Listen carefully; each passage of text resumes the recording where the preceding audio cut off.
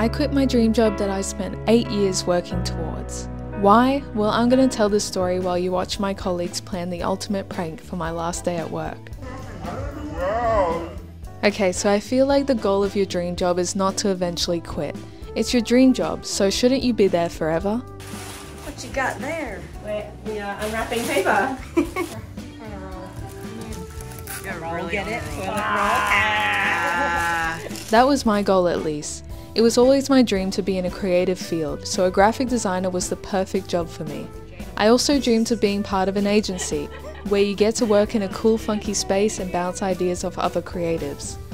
Oh, Jodie riding a horse. Yes. Oh, we should put Jodie as she rides into the sunset. Yes! I think that would be fun. That's perfect.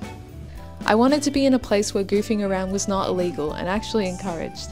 And I found that at this job. So majestic. So why would I quit a job that was creative, fun, filled with great people, paid well, and I had worked 8 years for?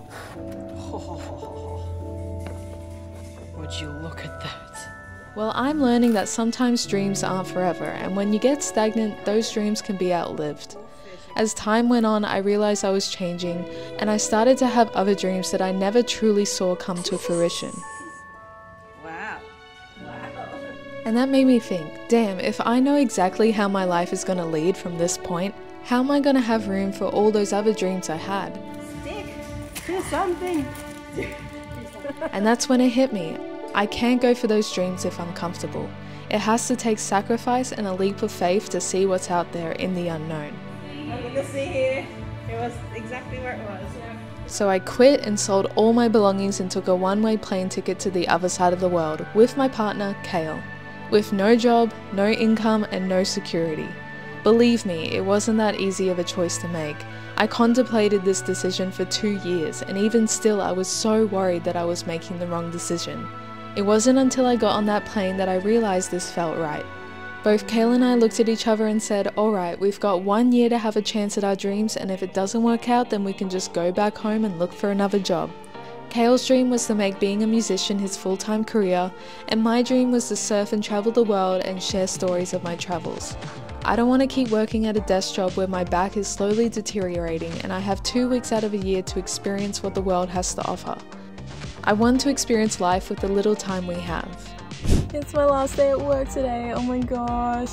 So nervous, I'm like happy but scared and like hasn't hit me yet. I'm gonna miss my colleagues and my friends and yeah, they've just been so good and I've loved working here and it's time for the next chapter.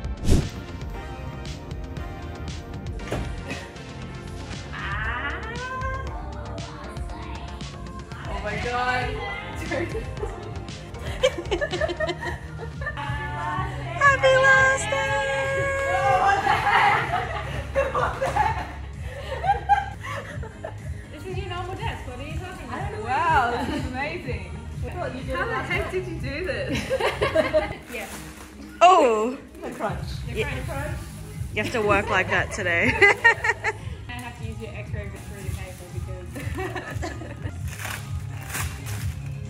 Wow. Your mouse pad? Lovely. What could this be? Oh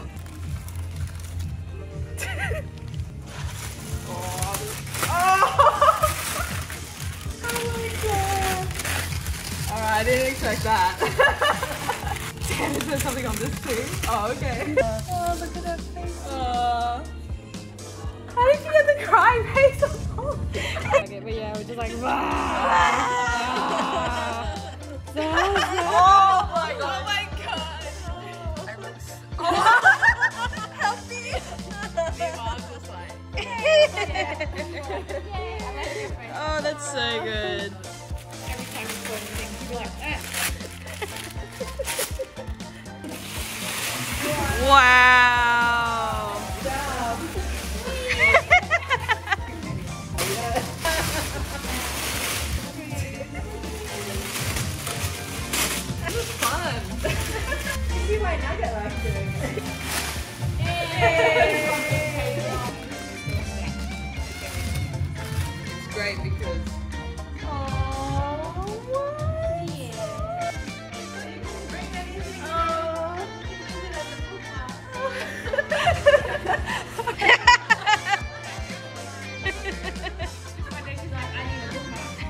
It's been there the whole time. Oh, thank you. Oh, you're Group welcome. hug. Yeah. Back to talking about how little time we have, this sense of mortality really hit home for us with our first stop on this trip, going to Kale's dad's burial. An emotional 5 months led to this moment, and it reminded us we can't take life for granted. We were lucky to see him 2 years prior, but sadly there is not always a next time.